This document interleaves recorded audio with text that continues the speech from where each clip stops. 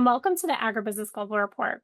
My name is Sarah Webb, and I'm editor of Agribusiness Global and host of today's show.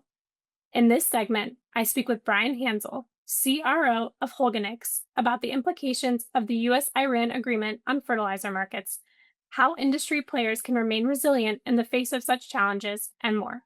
Thanks for joining. Bryan, thank you so much for joining me today. Can you discuss the implications of the US-Iran agreement on fertilizer markets and the supply chain? Commodities drive pricing, and it specifically hits ag in a very meaningful way.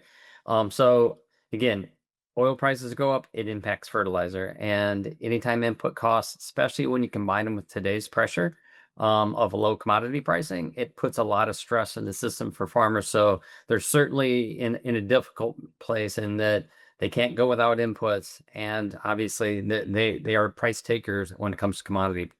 Okay, and can you talk a little bit about how industry players like, manufacturers and distributors, some of the steps that they might be able to take to remain resilient in the face of challenges like this in the future? If you really look at the science and understand the reality of what it takes to grow a successful crop, if you anchor it in good agronomic practices, which we obviously are sitting in the middle of trying to help our farmers rebuild their soil. If you have healthy soil, you naturally can have less inputs, right? You just aren't going to see the disease pressure. You're not going to see the pest pressure. You're not going to need as much nutrients in terms of nitrogen.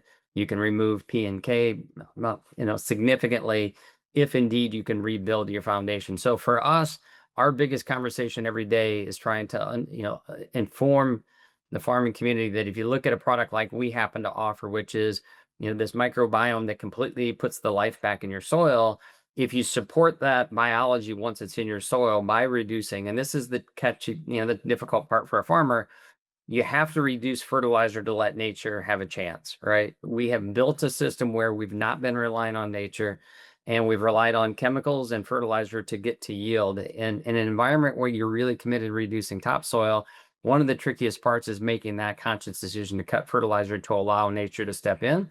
And so that's really where we're spending the most time on the farm, in the field, showing the results and giving the confidence to those farmers, because at this moment in time, the combination of improving your soil, which allows that reduction in input, also drives better yields. And that is a combination we're seeing have great success with our farmers. Okay, and is there anything else that you would like to add on the current situation or, on how industry players can respond?